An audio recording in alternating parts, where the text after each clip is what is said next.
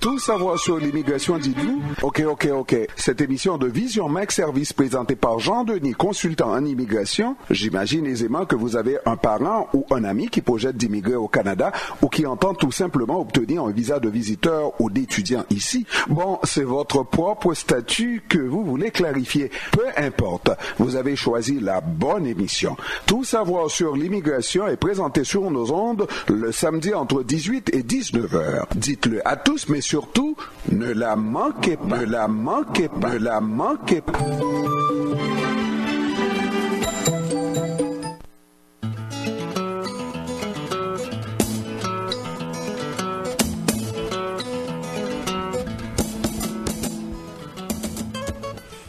Mesdames et messieurs, bonsoir et bienvenue à votre émission Tout savoir sur l'immigration. Nous sommes contents d'être avec vous en ce samedi 15 juillet 2017 pour nous vous présentons votre émission Tout savoir sur l'immigration.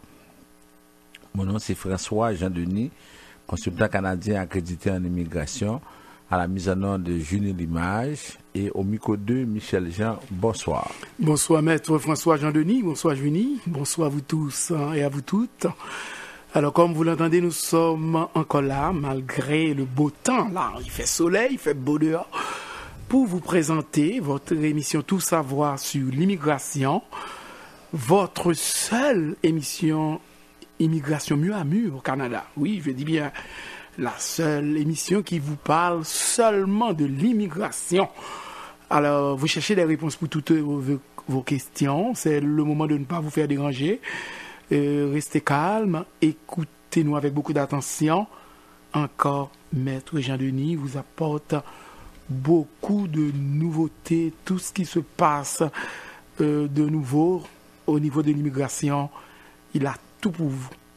Restez là. Alors, comme d'habitude, on salue nos amis de peu partout qui nous écoutent au Canada, dans la plupart des villes qui sont les plus fréquentées par les immigrants. On parle notamment de Montréal, Ottawa, Gatineau, Halifax, Toronto, Scarborough, à Toronto. Ça veut dire il y a beaucoup de villes. De toute façon, les gens ils sont là, ils cherchent des réponses à leurs questions. On salue également les gens qui sont aux États-Unis. Alors maintenant, on parle beaucoup à des gens qui sont aux États-Unis. D'abord, ceux qui sont arrivés aux États-Unis avec un visa de visiteur.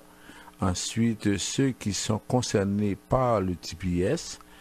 Alors, on sait que le 22 juillet, ils doivent renouveler peut-être pour une dernière fois le TPS. Ça veut dire que d'ici le 22 janvier 2018, ils doivent quitter malheureusement les États-Unis.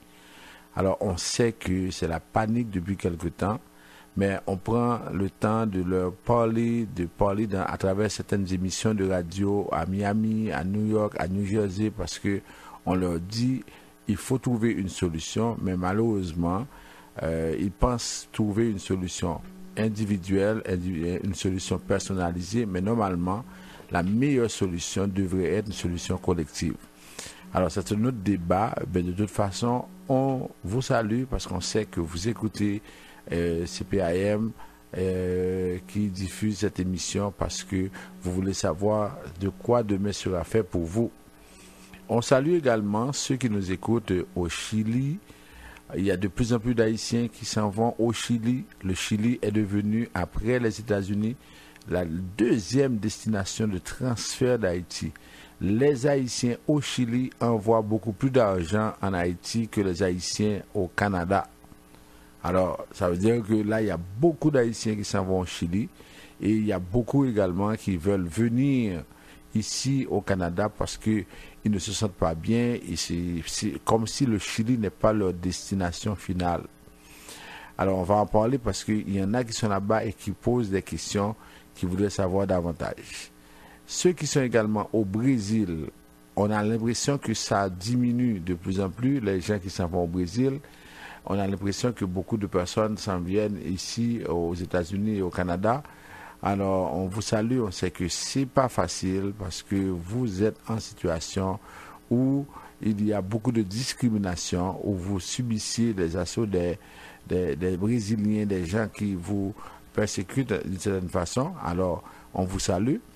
Et en même temps, on va parler à nos compatriotes qui sont en Haïti, ceux qui sont dans le département du Sud, avec Radio Makaya, Radio Makaya est diffusée dans tout le département du Sud et dans une certaine partie du département de la Grand'Anse. On salue le directeur Raymond Clerget.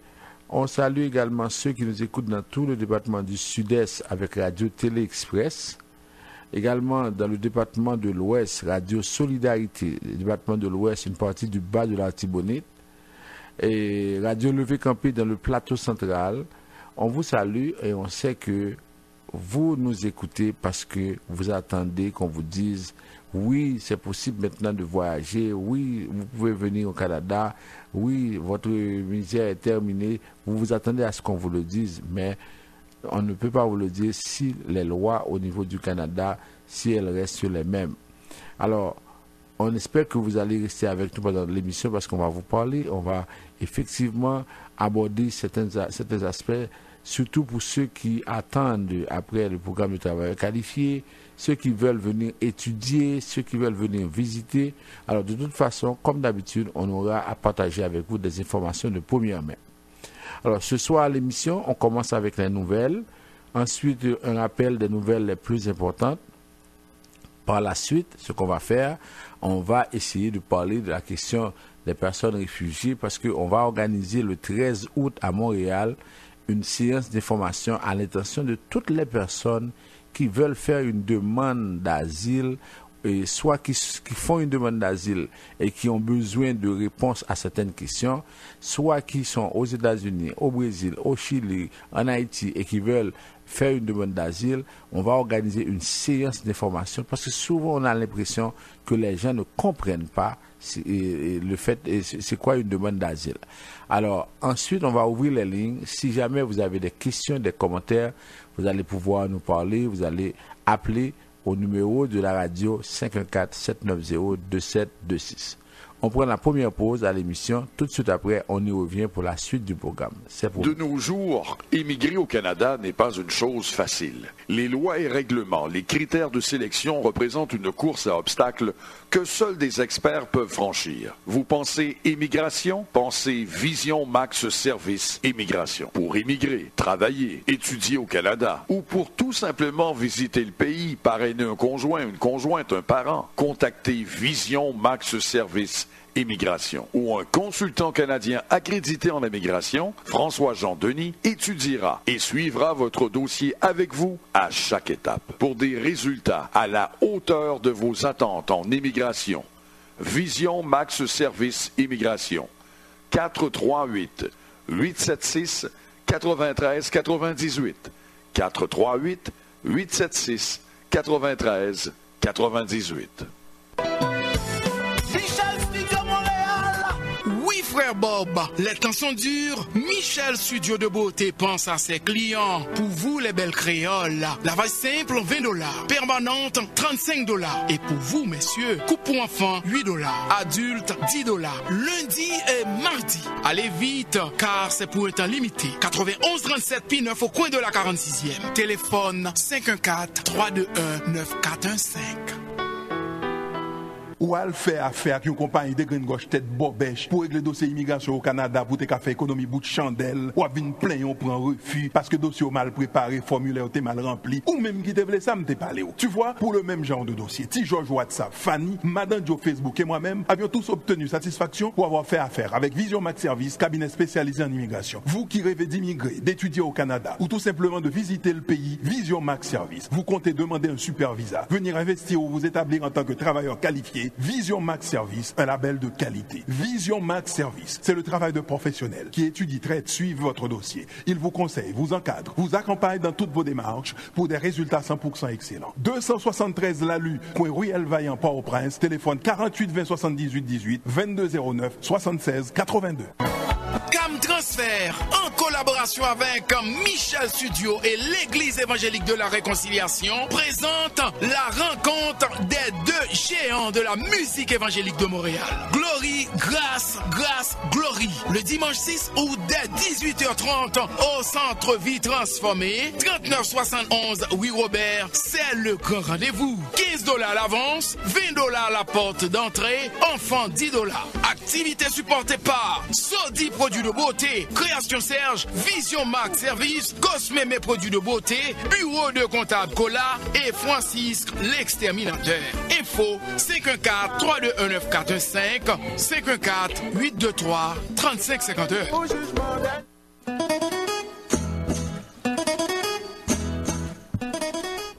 Vous suivez votre émission Tout savoir sur l'immigration. Alors, on vous rappelle les numéros de téléphone pour nous rejoindre. 438-876-9398. En Haïti, c'est le 48-20-78-18. C'est le 22-09-76-82. Le bureau est situé au 273 Lalu, coin Ruelle Vaillant. C'est ouvert de 8h à 4h chaque jour, du lundi au samedi. Alors, on commence avec les nouvelles. On apprend que la semaine dernière, le gouvernement canadien avait annoncé qu'il donnerait 10,5 millions à M. Omar Kader parce qu'il a été torturé à Guantanamo et par la suite on lui a présenté des excuses. Cette semaine, on apprend qu'il y a des Canadiens qui commencent à contribuer pour donner de l'argent à la veuve du soldat tué par Omar Kader. Alors, depuis l'annonce de la compensation financière du gouvernement fédéral, des Canadiens un peu partout au pays participent à une campagne de financement pour la famille du soldat américain qu'aurait tué celui qui n'était alors qu'un adolescent il y a 15 ans en Afghanistan. Alors, il y a une collecte de dons en ligne, un élan de générosité, mais aussi une protestation politique et survient alors que le versement de plusieurs millions de dollars à Omar Kader pour la violation de ses droits de par sa détention à la prison de Guantanamo soulève la grogne au sein de la droite canadienne. Déjà, ils ont ramassé la somme de plus de 130 000 dollars canadiens et 135 000 dollars canadiens et ça continue. On espère pouvoir donner plus d'argent parce qu'on dit, on comprend que les droits de M. Omar Kader ont été violés, mais on ne peut pas comprendre que le gouvernement ait accordé 10,5 millions de dollars à M. Omar Kader.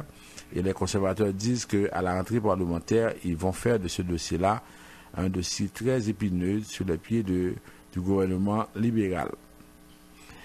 Autre nouvelle, on apprend que il y a quelque chose qui s'est passé. On dit, on ne sait pas si c'est une violence conjugale ou bien si c'est une arnaque d'immigration. Alors, c'est le cas de deux personnes d'origine marocaine et qui sont arrivées ici, mais l'épouse marocaine affirme avoir été victime de violences conjugales dès son arrivée parce qu'avant, elle était venue avec la carte de résidence permanente de 2 ans à l'époque. C'était la résidence permanente conditionnelle. Alors, pour ne pas rester dans la relation, elle a appelé la police pour son mari pour dire qu'elle a été victime de violences conjugales. Le mari maintenant dit à la police qu'il s'agit d'un complot et il dit à la police qu'il a été utilisé, puis la dame l'a utilisé pour venir au Canada. Alors maintenant c'est devant la cour. Alors d'un côté on a l'épouse qui dit avoir été victime de violences conjugales parce qu'elle ne voulait pas rester dans la relation pendant 2 ans. Elle ne voulait pas non plus que l'Immigration Canada l'expulse. Mais en même temps, le mari dit qu'il a été victime de complot et tout a été mis en jeu pour essayer de faire venir cette dame-là.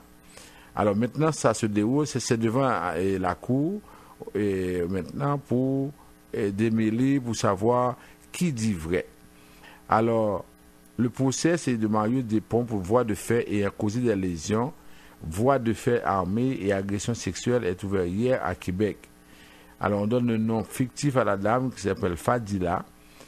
Elle fait la connaissance de Mario Despont en 2010 par un site de rencontre sur Internet. L'esthéticienne coiffeuse de Casablanca au Maroc avait 25 ans tandis que M. Despont, qui vit à Lévis, avait 42 ans. Après quelques mois de fréquentation par courriel, M. Despont rend visite à sa dulcinée en mai 2011. Selon la jeune femme, le Lévisien parle de se convertir à l'islam. Comme le père de Fadila est décédé, Mario Despont demande sa main à son frère. Le mariage est célébré le 15 juin 2011. Les services d'immigration canadiens ont refusé pendant longtemps à Fadila son statut de résidence permanente parrainé par son mari. Les autorités craignaient un mariage blanc. Mais la jeune femme a fini par obtenir son statut et arrive au Canada le 28 novembre 2014. Ils s'en vont habiter à Saint-Raphaël dans Bellechasse. Et Fadila témoigne avoir dû dormir dans un sous-sol glacial et avoir été privé de nourriture. Son époux est devenu indifférent et sourd à ses demandes, dit-elle. Fadila est si malheureuse qu'elle décide de fuir. Elle ne trouve plus son passeport. C'est à ce moment-là, d'après cette déclaration, que le mari l'aurait frappé avec ses lourds sacs de voyage. Alors voilà, c'est toute une situation, toute une histoire que vous pouvez trouver dans la presse. Alors on se dit, est-ce que c'est vraiment de la violence conjugale ou bien est-ce que c'est une arnaque en immigration? Alors on dit que là on se retrouve devant une situation. Monsieur Despont demande au service de l'immigration d'annuler le parrainage et de renvoyer la dame au Maroc. La dame dit que M. Despont l'a frappé et M. Despont doit pouvoir lui donner, par exemple, des sommes pour préjudice causé. Alors, ça veut dire que maintenant, on se retrouve, voilà, une histoire d'amour qui se termine en cours et on voit que dans les deux cas, on ne sait pas exactement qui dit la vérité et c'est pourquoi le gouvernement libéral, dernièrement, a décidé d'annuler la résidence permanente conditionnelle parce que ça a créé beaucoup de problèmes. On a vu dans beaucoup de communautés, celui qui est parrainé ou bien celle qui est parrainée devient l'esclave de l'autre. Alors c'est parce que M. X a parrainé Mme Y doit accepter tout ce que M. X dit et vice-versa. Si c'est Madame qui a parrainé, on voit des fois dans des situations où celle qui a parrainé ou celui qui a parrainé garde toutes les cartes par exemple de l'autre personne. Par exemple, elle garde la carte, on ne donne plus de carte de social maintenant, mais elle garde par exemple la carte d'assurance maladie, tout et tout. L'autre devient un enfant, devient un esclave. Alors, ça, c'est des situations qu'il faut gérer. Mais on retrouve surtout ces faits-là dans des communautés qui n'avancent pas.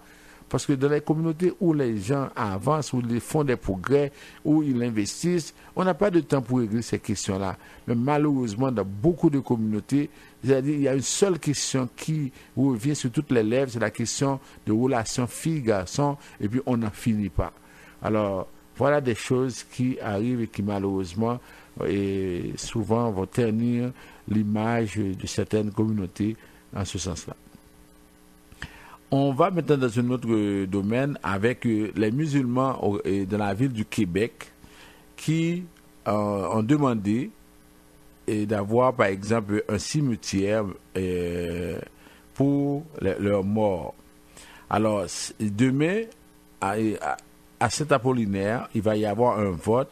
Les 49 personnes qui sont proches de l'endroit où va se tenir ce cimetière-là, où devrait se tenir ce cimetière, ils vont voter.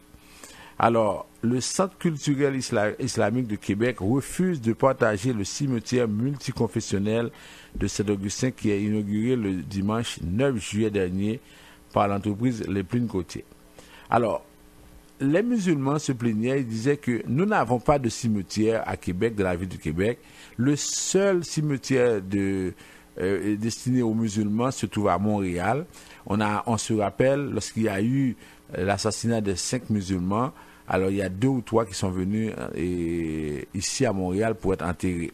Alors on sait que les musulmans n'acceptent pas qu'on mette les corps dans des cercueils, il faut qu'ils soient enterrés dans les terres, c'est-à-dire il faut qu'ils soient enterrés comme ça. Alors, ce qui arrive, c'est qu'il y en a qui ne sont pas d'accord. Alors, ce qu'on a fait, on a quelqu'un qui a une entreprise funéraire, l'Épine Cloutier.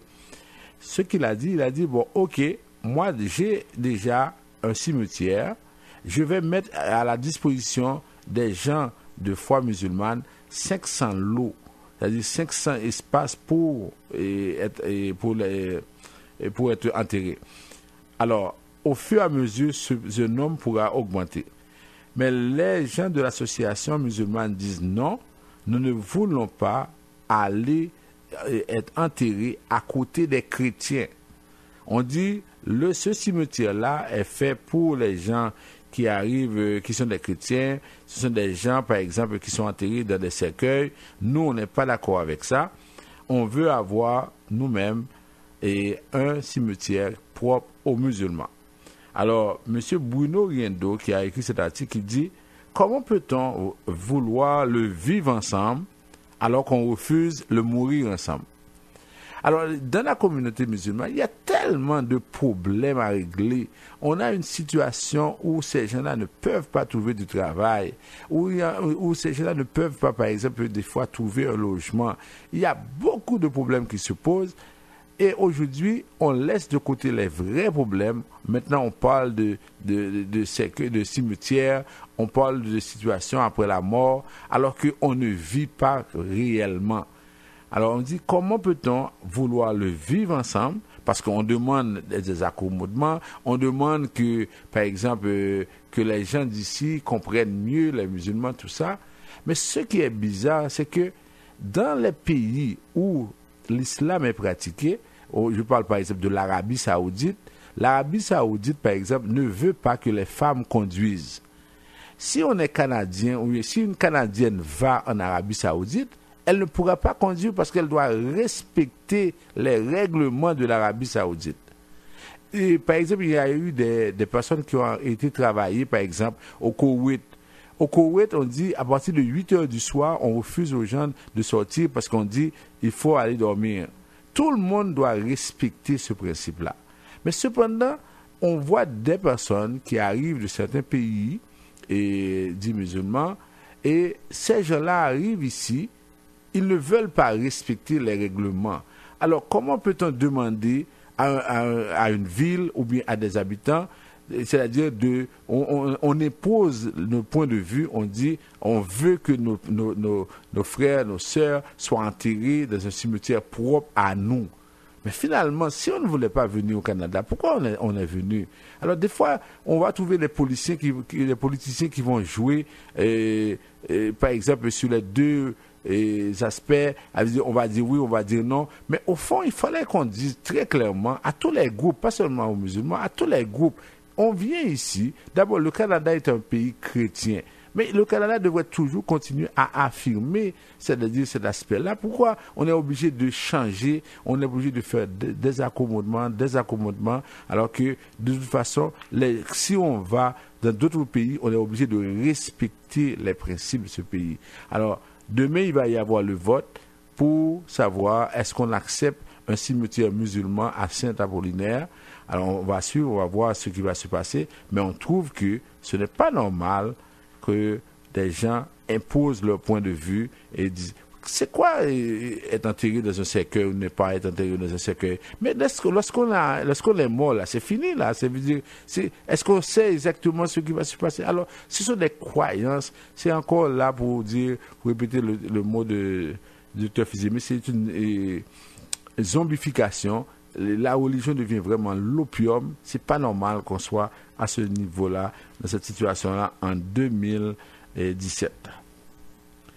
On apprend également, autre nouvelle, qu'il y a un phénomène qui se développe ici au Canada où des donneurs d'organes ou des personnes à l'étranger décident de faire des dons d'organes. Alors, il y a dans certains pays des personnes, pour avoir un visa de visiteur, vont dire qu'elles sont prêtes à faire des dons d'organes. Alors, c'est un phénomène qui apparaît. Immigration Canada suit de près ce phénomène-là. Ça veut dire qu'on voit que beaucoup de personnes sont devenues très généreuses. Elles veulent faire des dons d'organes ici au Canada. Alors maintenant, Immigration Canada dit il y a 3 critères qui doivent être pris en compte.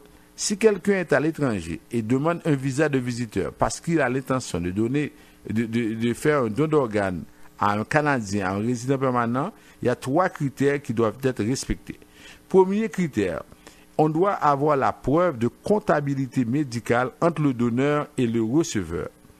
L'agent des visas doit être convaincu que la comptabilité potentielle entre le demandeur et le receveur a été établie médicalement. On doit avoir une lettre d'un spécialiste des Canadiens de transplantation affilié à un centre de transplantation reconnu portant l'entête du spécialiste ou du centre de transplantation. En même temps, il doit y avoir des preuves d'arrangement financier satisfaisant. Les frais médicaux du donneur liés au don sont couverts par l'assurance maladie. Et on dit, comme il est déjà indiqué, le spécialiste canadien de transplantation doit mentionner cette couverture provinciale dans cette. On doit avoir la preuve qu'une vente d'organes humains n'est pas en train d'être négociée. Il ne s'agit pas d'une vente d'organes humains, tout ça. Alors, ça veut dire que l'Immigration Canada suit de très près ce qui se passe. On sait que la situation est très, très difficile dans certains pays. On sait que les gens vivent... ne vivent pas parce qu'on ne peut pas dire qu'ils vivent, parce qu'il y a tellement de problèmes, il y a tellement de misère. Mais quand les personnes essaient de passer par ce point-là, c'est-à-dire dire, je veux faire un don d'organes pour pouvoir trouver un visa de visiteur, là, vraiment, on aura tout entendu. On aura tout entendu ici, en ce bas monde. On apprend également que les citoyens d'Antigua et de Barbude ne peuvent plus venir au Canada sans visa de visiteur. Le Canada a décidé d'imposer un visa de visiteur aux citoyens d'Antigua. Maintenant, les citoyens, depuis le 27 juin 2017, les citoyens d'Antigua n'ont pas besoin d'autorisation de voyage électronique, parce que l'autorisation de voyage électronique, ça se fait pour des personnes qui n'ont pas besoin de visa canadien. Alors, ça veut dire que tous ceux qui n'ont pas besoin de visa canadien doivent obtenir une autorisation de voyage électronique avant même de venir au Canada, parce que c'est ça le principe. Alors, pour ces gens-là, maintenant pour les gens d'Antigua, ils doivent solliciter un visa avant de venir au Canada. Alors, je pense qu'on a fait le tour. Si on doit peut-être la dernière nouvelle, il y a M. Donald Trump qui, le 7 juillet, a redit que le Mexique va financer le mur empêchant aux Mexicains d'entrer aux États-Unis. Alors, sur la frontière, entre le Canada, entre les États-Unis et le Mexique, Donald Trump a l'intention de faire construire un mur. Et le 7 juillet, lorsqu'il était à la conférence du G20, il a réaffirmé sa volonté de voir le Mexique financer la construction de son projet de mur frontalier avant une rencontre avec son homologue mexicain. Et il a dit que M. Trump a répondu absolument si, par exemple, le monsieur Peña Nieto ne veut pas de ça, alors il se trompe parce que lui, il va exiger que le Mexique paye le mur. On se rappelle comment tout le monde avait protesté, parce qu'il s'agit d'un mur de 3142 km de la frontière qui sépare les États-Unis du Mexique. Alors le président américain veut construire ce mur, c'est lui qui doit payer, oui, c'est le gouvernement qui doit payer le mur. Et comme tous les autres ont dit, on a trop de murs de la société, il y a trop de divisions. Alors on a besoin maintenant de faire tomber les murs. C'est pas le moment de construire des murs. En Allemagne, il y avait ce mur-là entre les gens de l'Est et les gens de l'Ouest. On a défait, on a détruit ce mur-là.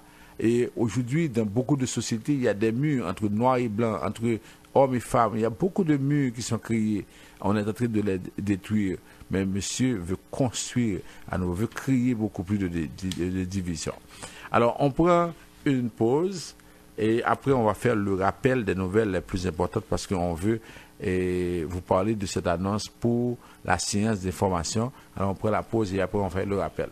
ou à le faire affaire avec une compagnie de grande gauche tête bobèche pour régler dossier immigration au Canada pour te faire économie bout de chandelle, ou à venir plein on prend refus parce que dossier mal préparé, formulaire t'es mal rempli, ou même qui te voulait ça me t'es parlé. Tu vois, pour le même genre de dossier, T. George WhatsApp, Fanny, Madame Joe Facebook et moi-même avions tous obtenu satisfaction pour avoir fait affaire avec Vision Max Service, cabinet spécialisé en immigration. Vous qui rêvez d'immigrer, d'étudier au Canada ou tout simplement de visiter le pays, Vision Max Service. Vous comptez demander un super visa, venir investir ou vous établir en tant que travailleur qualifié, Vision Max Service, un label de qualité. Vision Max Service, c'est le travail de professionnels qui étudie, traite, suivent votre dossier. Il vous conseille, vous encadre, vous accompagne dans toutes vos démarches pour des résultats 100% excellents. 273 Lalu, coin Ruelle Vaillant, Port-au-Prince, téléphone 48 20 78 18 22 09 76 82. Vous suivez votre émission Tout savoir sur l'immigration. Alors avant d'aller plus loin, on veut faire aussi une annonce. Il y a un client, je vais donner son nom parce que il était à Montréal, il n'est pas resté à Montréal, il est allé à Halifax. Maintenant que l'immigration envoie la lettre de convocation pour l'octroi de la résidence permanente, on n'a plus son téléphone, il s'appelle Tatus et Steven. Alors, si quelqu'un connaît M. Tatus et Steven ou bien a son numéro, on aimerait lui parler parce que on a donné déjà une première date pour la résidence permanente, mais on ne peut pas trouver ce monsieur-là. Son téléphone est débranché, on n'a aucun contact. Et si jamais ce monsieur-là ne se présente pas, malheureusement, il ne pourra pas devenir résident permanent. Alors, si quelqu'un connaît M. Tatus et Steven, je vous demanderai de m'appeler. Et avec ça, maintenant, ou bien demandez-lui de nous appeler à Vision Max Service parce que il faudrait qu'au mois de juillet, il se présente à un bureau d'immigration pour obtenir la résidence permanente. Merci. Alors, on fait le rappel des nouvelles les plus importantes. D'abord, au niveau des cas de résidence permanente ou bien des gens qui comptent voyager parce que nous sommes en pleine période d'été. Souvent, on le dit à la radio. Mais chaque semaine, il y a au moins une personne qui nous appelle de l'étranger pour nous dire on est bloqué, on a oublié de faire et renouveler notre carte, qu'est-ce qu'on doit faire, et alors là, on va rater notre vol, tout ça. Alors, ce qu'on le dit chaque semaine, on vous dit, avant de voyager, si vous êtes résident permanent, il faut vérifier votre carte de résident. Alors, faites attention à ce moment-là. Si votre carte n'est pas renouvelée, vous prenez un risque énorme en allant à l'étranger parce que ça va vous prendre au moins 30 jours avant d'obtenir un titre de voyage. Deuxièmement, les gens qui sont devenus résidents permanents dans la catégorie de demandeurs d'asile de considération humanitaire doivent faire attention avant de décider de voyager. Si vous voulez voyager, ok, vous devez demander à Passeport Canada un titre de voyage et vous ne pouvez pas aller dans votre pays contre lequel vous avez fait une demande. Vous avez fait une demande, vous avez dit que ce pays ne vous protégeait pas. Vous ne pouvez pas faire, par exemple, vous ne pouvez pas voyager, aller dans ce pays-là parce que on va vous dire, vous avez dit récemment que ce pays ne pouvait pas vous protéger. Alors là maintenant, si vous avez fait une demande contre ce pays-là, vous ne pouvez pas avoir le passeport de ce pays-là. Chaque semaine maintenant, on a des personnes qui nous appellent, qui nous disent qu'elles ont voyagé et après il y a des agents qui leur ont posé des questions, qui leur ont dit vous n'avez pas le droit de voyager. Moi, la question que je voudrais poser à ces gens qui sont devenus résidents permanents dans cette catégorie. Avant de devenir résident permanent, vous priez tous les saints. Parce que pour vous, c'était important d'avoir votre résidence. Aujourd'hui que vous avez la résidence, c'est comme si pour vous, tout est réglé, puis vous n'avez aucun problème. Pourquoi avant, vous avez dit que vous ne pouvez pas retourner dans ce pays? Et pourquoi aujourd'hui, vous pouvez retourner dans ce pays-là? Qu'est-ce qui a changé vraiment? Je comprends que dans certains cas, il y a des cas de décès, il y a des cas, par exemple, où la personne doit aller se marier avec, par exemple, parce que sa femme ou son mari était resté. Je comprends que dans certains cas, oui, la personne est obligée de voyager. Mais pourquoi les autres vous voyagez? Pourquoi vous voyagez? Est-ce que vous négligez, vous banalisez cette résidence-là? Alors, ça, on vous le dit parce qu'une fois qu'il y a des enquêtes qui ont été entamées au niveau de l'immigration, vous risquez d'avoir beaucoup de problèmes si jamais vous perdez cette résidence. Si jamais on découvre que vous avez voyagé et que vous n'avez pas eu de problème pour avoir la résidence. Maintenant, pour les visas de visiteurs, pour les gens qui veulent visiter le Canada, ils sont tellement nombreux à travers le monde. Ce matin, il y a quelqu'un qui nous disait de Chili, quelqu'un lui a dit de se rendre au Ghana, et du Ghana, on va lui faire passer pour venir en Europe dans un conteneur, et à partir de là, il pourra venir. J'ai dit, mon ami, tu n'auras même pas le temps de venir, tu seras mort en cours de route. Comment les gens peuvent penser qu'ils peuvent faire n'importe quoi, c'est-à-dire pour venir au Canada? C'est pas possible.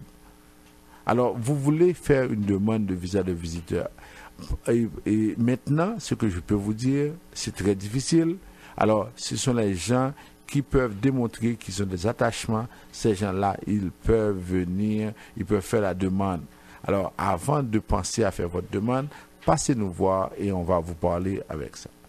Maintenant, pour les permis d'études, là maintenant, on parle des gens qui veulent venir pour le trimestre d'hiver en janvier ou bien dans quelques écoles à partir de novembre-décembre. Alors, si vous voulez faire votre demande de permis d'études, assurez-vous que les critères sont remplis. Alors, d'abord, il faut que vos parents soient en mesure, ou bien il faut que vos proches soient en mesure de pouvoir vous aider. Il y a beaucoup de critères à respecter. Alors, on vous le dit, organisez-vous pour nous permettre et pour vous avoir par exemple l'aide nécessaire, et c'est la meilleure façon de pouvoir trouver le permis d'études. Maintenant, on va aller dans des catégories de résidence permanente. Résidence permanente, on va d'abord parler de travailleurs qualifiés. On a encore beaucoup d'appels, des gens qui nous disent que oui, dans cette circonstance, on aimerait savoir quand est-ce que le Canada ou bien le Québec va autoriser les demandes de travailleurs qualifiés. Pour le moment, on ne sait pas. On se retrouve en situation, surtout avec nos amis en Haïti, des professionnels, des gens qui voudraient venir dans ce programme de travailleurs qualifiés. Vous êtes très nombreux. Mais malheureusement, on ne peut rien faire pour vous pour le moment parce que jusqu'à présent, le Québec n'a pas autorisé, n'a pas donné la possibilité de faire des demandes de travailleurs qualifiés. Alors, si vous n'êtes pas capable de le faire maintenant, on peut regarder avec vous le programme Entrée Express ou bien le programme des provinces. Il suffit de nous contacter. Vous êtes à l'étranger, vous êtes en Haïti par exemple, vous contactez le bureau à Port-au-Prince et au 48 20 78 18 22 09 76 82. Vous nous contactez, on va prendre un rendez-vous avec vous, on va analyser votre situation et on va vous dire quand est-ce que c'est possible. Maintenant, pour les cas de parrainage, les personnes qui parrainent leurs conjoints, leurs conjointes qui parrainent par exemple leurs enfants. Alors pour les enfants, jusqu'au 23 octobre à minuit, vous ne pouvez pas parrainer les enfants qui sont âgés de plus de 19 ans. C'est-à-dire que 19 ans, c'est l'âge limite. À partir du 24 octobre, vous pouvez parrainer les enfants qui sont âgés de moins de 22 ans. Il y en a qui m'appellent pour me dire, mon enfant va avoir 22 ans le 23 octobre. Ben, qu'est-ce que je peux faire?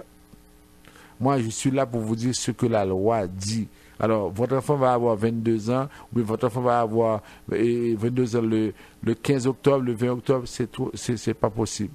Alors, il faut à ce moment-là attendre le 24 octobre. Ensuite, pour les parrainages de conjoints, surtout pendant les vacances, on voit beaucoup de personnes qui voyagent pour aller se marier. Alors, on vous dit, oui, c'est bien, vous allez vous marier, mais cependant, sachez que quand vous avez à présenter votre demande de parrainage, vous avez le fardeau de la preuve. Vous devez démontrer que votre relation, elle est vraie, elle est authentique. Alors, et c'est pas tout le monde qui peut faire ça. Ça, c'est sûr, c'est pas tout le monde qui peut faire ça. Et ça n'existe. Vous ne pouvez pas le faire à partir de l'Internet. Ça, c'est clair. Et parce que souvent, on dit, oui, on a été sur le site d'Internet, on a vu. Tant pis pour vous, parce que de toute façon, vous allez avoir les résultats. Ensuite, le dernier cas, c'est le cas de demande d'asile. Là, on en parle parce que on a des personnes des États-Unis, on a des personnes du Chili, on a des personnes d'Haïti, on a des personnes du Brésil, on a des personnes qui sont ici sur place, qui sont en visite avec le visa de visiteur. tous voudraient faire une demande d'asile. Alors, oui, parce qu'aujourd'hui, vous êtes un peu bloqué un peu partout. Alors, vous voulez faire la demande d'asile. Mais sachez que il y a des raisons valables pour faire une demande d'asile. Et si vous pensez, par exemple, surtout ceux qui sont aux États-Unis, si vous ne faites pas attention, vous risquez de rester temporairement au Canada. Parce que déjà, il y en a qui ne vont même pas rentrer parce qu'ils n'ont pas de parents au Canada et ils s'en vont passer sur la frontière. On va vous interdire de rentrer. En même temps, il y en a qui vont venir, mais qui vont raconter n'importe quoi. Alors, si vous racontez n'importe quoi, c'est sûr que vous allez être bloqué. Alors, on vous dit, si vous avez un problème et vous voulez faire une demande d'asile, vous passez nous voir. On va vous expliquer tous les motifs pour lesquels vous pouvez faire une demande d'asile. Et c'est à partir de là que vous pouvez vraiment comprendre, vous pouvez faire votre demande et vous assurer que vous allez réussir dans cette démarche-là. Sinon, vous allez avoir des problèmes. Tantôt, je vais vous dire, il y a tellement de personnes qui ne comprennent pas ce processus-là. Il y a tellement de personnes qui agissent avec légèreté. On me dit maintenant, par exemple, du côté de YMCA, du côté de Praïda, il y a des demandeurs d'asile qui sont là, qui sont, par exemple, qui sont hébergés. Eux autres ne sont même pas encore allés à l'audience. Ils sont en train de remplir les formulaires pour les nouveaux qui arrivent. Mais finalement, c'est le monde à l'envers. Ils ne savent même pas c'est quoi une demande d'asile. Ils n'ont même pas encore été à l'audience. Ils ne savent même pas si leur dossier est bien préparé. Maintenant, ils sont en train d'induire les autres en erreur. Ils sont en train de remplir les formulaires. Alors, on se retrouve en situation où tout le monde est spécialiste. Tout le monde fait n'importe quoi. Et puis là, on est là.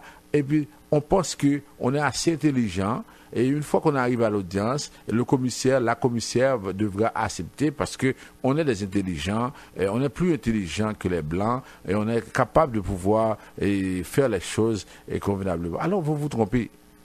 Imaginez quelqu'un qui quitte les États-Unis après 5 ans, après 6 ans, après 10 ans. Vous venez au Canada et on vous dit qu'il y a une possibilité pour avoir votre statut. Vous arrivez au Canada.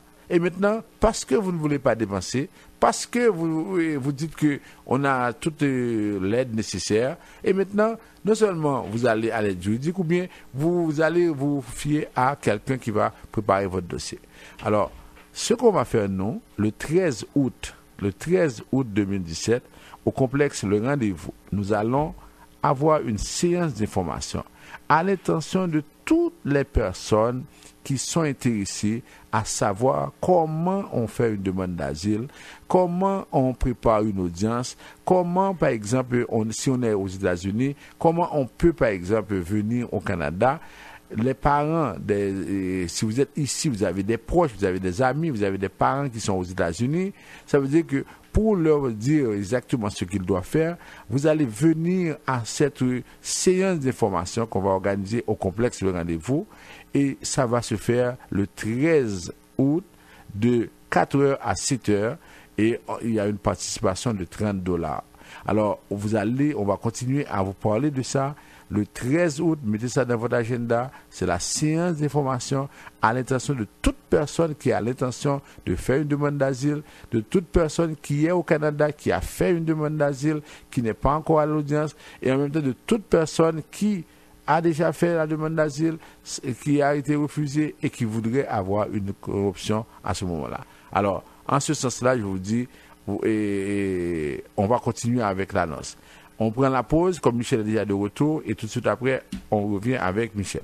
De nos jours, émigrer au Canada n'est pas une chose facile. Les lois et règlements, les critères de sélection représentent une course à obstacles que seuls des experts peuvent franchir. Vous pensez émigration? Pensez Vision Max Service Immigration. Pour immigrer, travailler, étudier au Canada ou pour tout simplement visiter le pays, parrainer un conjoint, une conjointe, un parent, contactez Vision Max Service Immigration ou un consultant canadien accrédité en immigration, François-Jean Denis, étudiera et suivra votre dossier avec vous à chaque étape pour des résultats à la hauteur de vos attentes en immigration.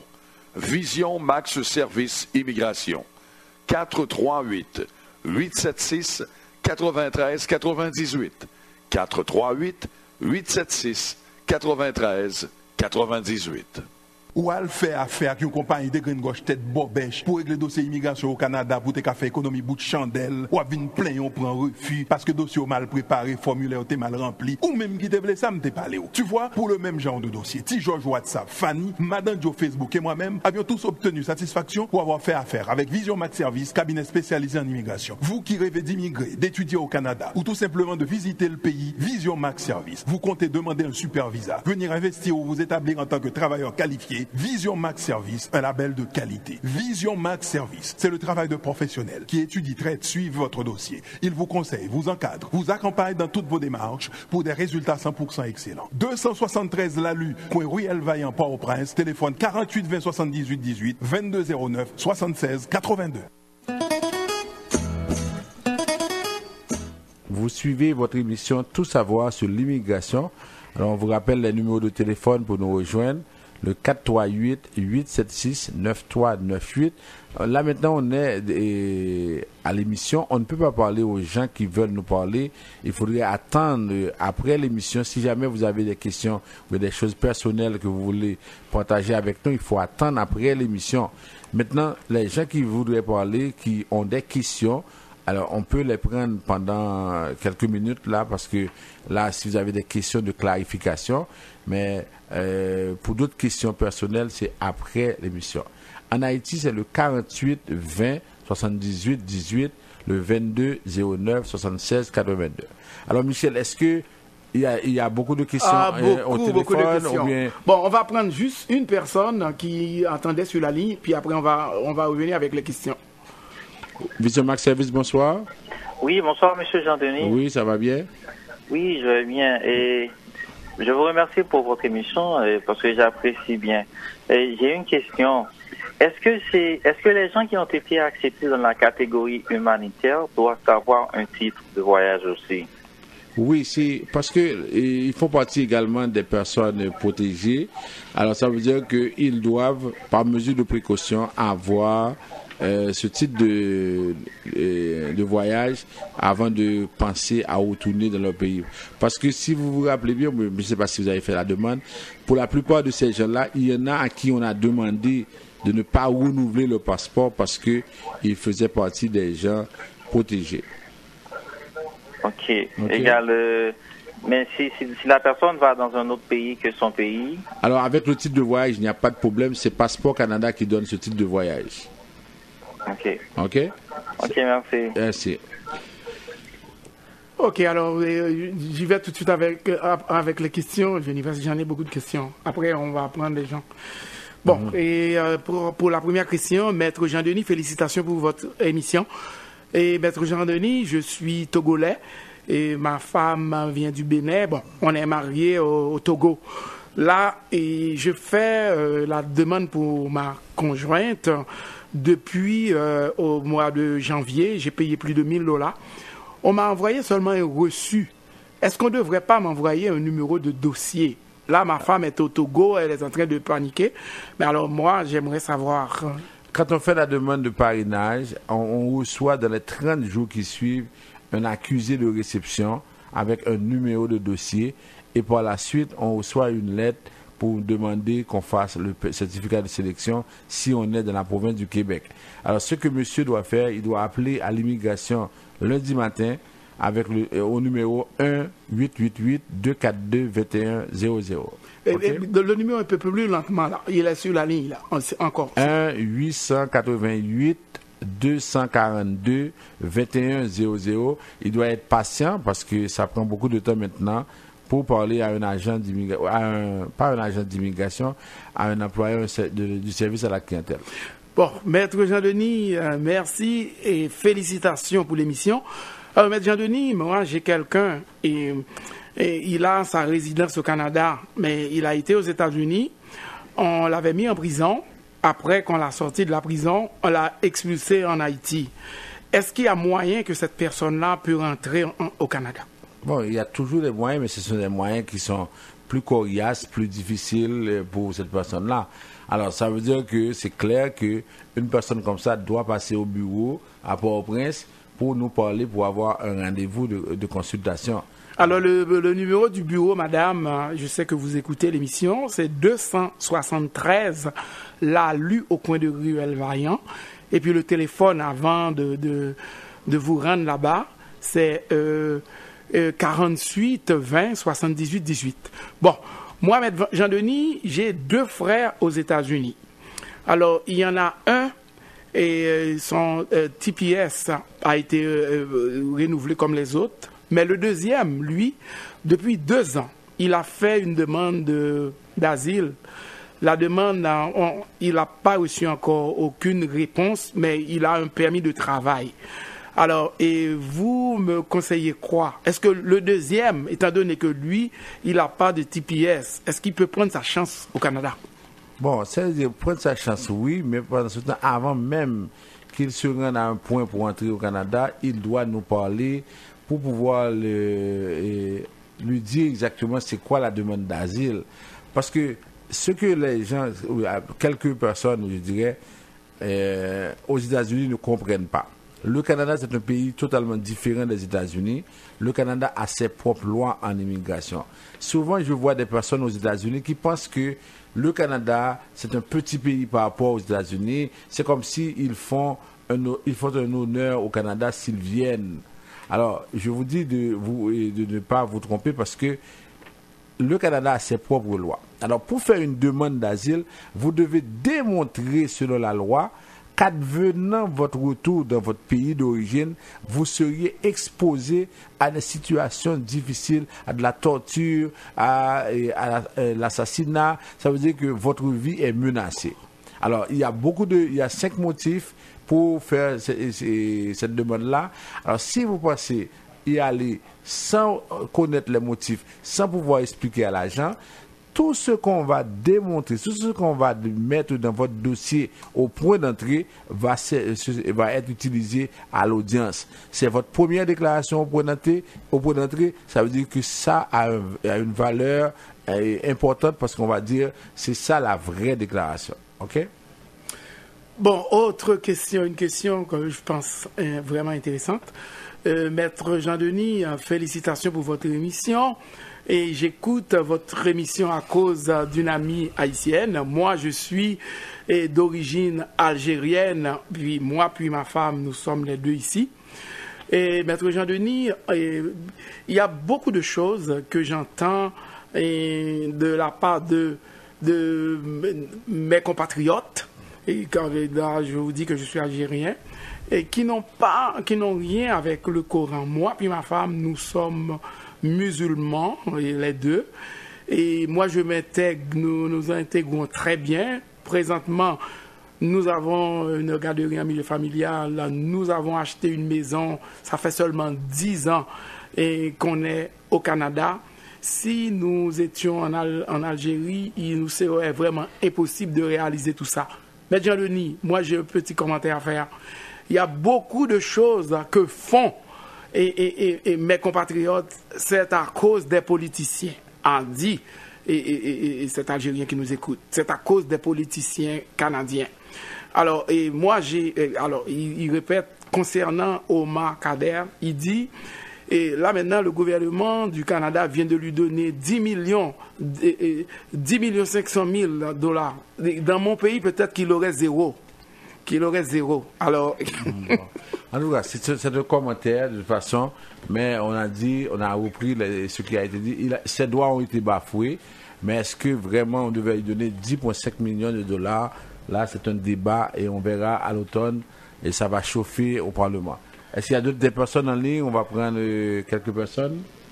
Vision Max Service, bonsoir. Allô? Oui, allô? Est-ce que je peux parler à Michel, s'il vous plaît? En dehors des ondes, ok, d'accord. Le numéro de CAM, s'il vous plaît, je veux savoir. Le numéro de CAM? Vous appelez après, madame, okay, parce qu'on a d'autres personnes. Gardez la ligne, je vais vous donner ça après. Ça, gardez la ligne, ok. C'est l'immigration qu'on fait là maintenant. Oui. Est-ce qu'il y a d'autres personnes? Oui. Il y en a peut-être que la ligne, mais il y a aujourd'hui beaucoup de réactions. Bon, sinon, entre-temps, s'il n'y a pas d'autres réactions, on va reprendre cette annonce. Elle est vraiment importante pour M. Tatus et Steven. Si quelqu'un connaît M. Tatus et Steven, on lui demanderait de faire le nécessaire parce que ce monsieur-là doit signer sa résidence. Il y a eu une première convocation. On n'a pas pu le trouver à son adresse, son téléphone est débranché. Alors l'immigration nous dit que si on donne deux rendez-vous et que il n'est pas là, finalement il va perdre la résidence.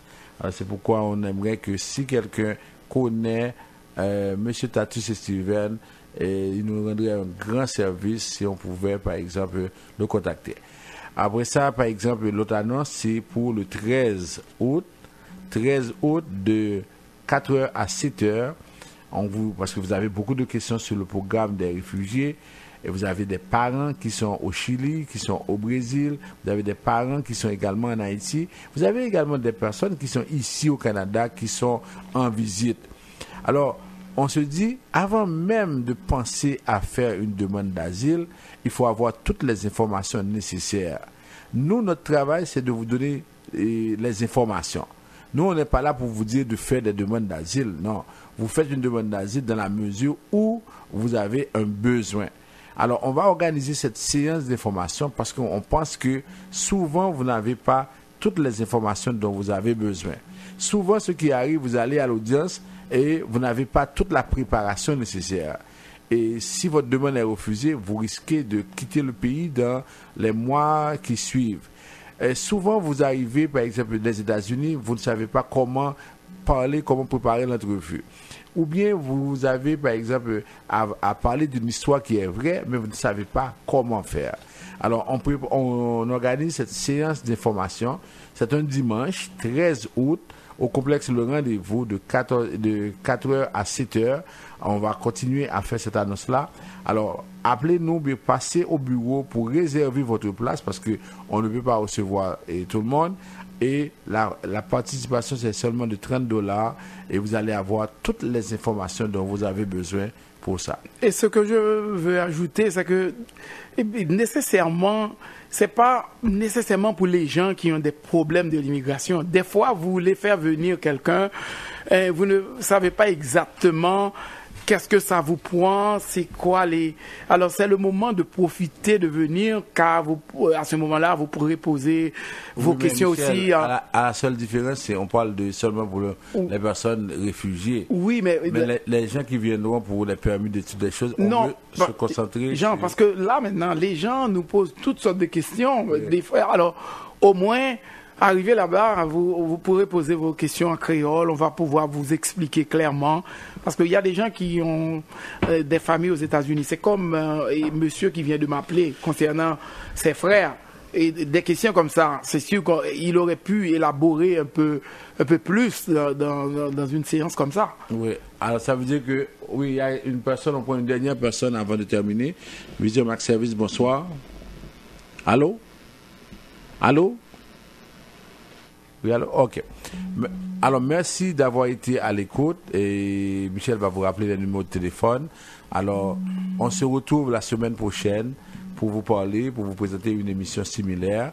Alors, comme on vous dit, c'est que faites attention, surtout pour ceux qui voyagent, organisez-vous, vérifiez la date de validation de votre carte de résidence permanente et en même temps, chaque fois que vous avez besoin, par exemple, d'une information, assurez-vous que vous faites affaire, que vous parlez à Vision Max Service parce que en Haïti, par exemple, maintenant, il y a beaucoup de gens qui vous disent n'importe quoi. On vous dit qu'on peut vous faire voyager avec $4,000, $5,000. Ça, c'est vraiment des choses frauduleuses.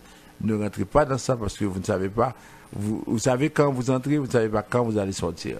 Ça a toujours existé. Maintenant, c'est pire parce que tout le monde veut partir. Tout à fait.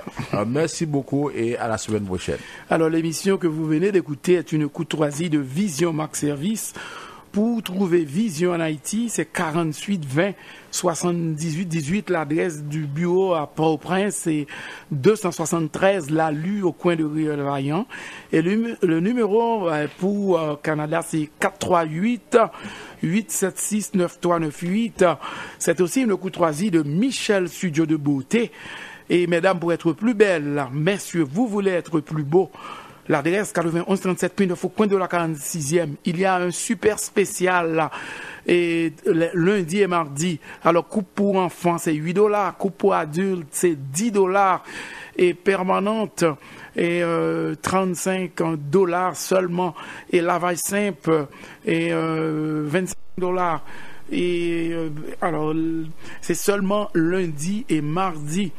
Et puis là maintenant, très bientôt, il y aura un concert, un super concert organisé par Cam Transfert en collaboration avec Michel Studio et l'Église évangélique de la Réconciliation.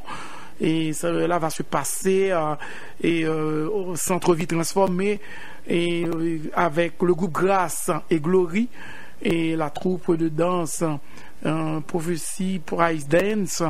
Le prix c'est 15 à l'avance, 20 à la porte d'entrée.